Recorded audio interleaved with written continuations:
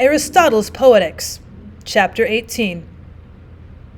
Every tragedy falls into two parts, complication and unraveling or denouement. Incidents extraneous to the action are frequently combined with a portion of the action proper to form the complication. The rest is the unraveling. By the complication, I mean that all extends from the beginning of the action to the part which marks the turning point to good or bad fortune. The unraveling is that which extends from the beginning of the change to the end. Thus, in the Lysis of Theodectes, the complication consists of the incidents presupposed in the drama, the seizure of the child, and then again the unraveling extends from the accusation of murder to the end.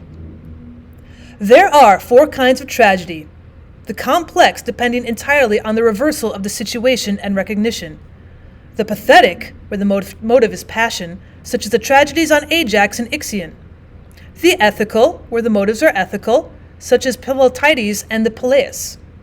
The fourth kind is the simple.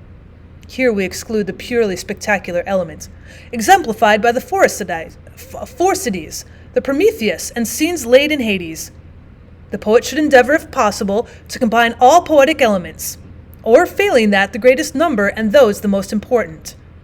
The more so in the face of cavilling criticism of the day.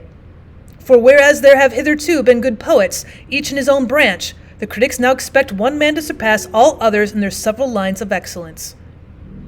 In speaking of a tragedy as the same or different, the best test to take is the plot. Identity exists where the complication and unraveling are the same. Many poets tie the knot well, but unravel it ill.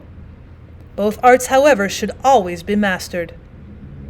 Again, the poet should remember what has often been said and not make an epic structure into a tragedy. By an epic structure, I mean one with a multiplicity of plots. As if, for instance, you were to make a tragedy out of the entire story of the Iliad. In the epic poem, owing to its length, each part assumes its proper magnitude. In the drama, the result is far from answering to the poet's expectation. The proof is that the poets who have dramatized the whole story of the fall of Troy, instead of selecting portions like Euripides, or who have taken the whole tale of Niobe and not a part of her story like Aeschylus, either fail utterly to meet with or poor success on the stage. Even Agathon has been known to fail from this one defect. In his reversals of the situation, however, he shows a marvelous skill in the effort to hit the popular taste, to produce a tragic effect that satisfies the moral sense. This effect is produced when the clever rogue like Sisyphus is outwitted, or the brave villain is defeated. Such an event is probable in Agathon's sense of the word. It is probable, he says, that many things should happen contrary to probability. The chorus, too, should be regarded as one of the actors. It should be an integral part of the whole, and share in the action in the manner not of Euripides, but of Sophocles. As for the later poets, their choral songs pertain as little to the subject of the piece as to that of any other tragedy.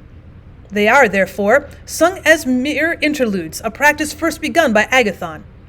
Yet what difference is there between the introducing such choral interludes and transferring a speech, or even a whole act, from one play to another?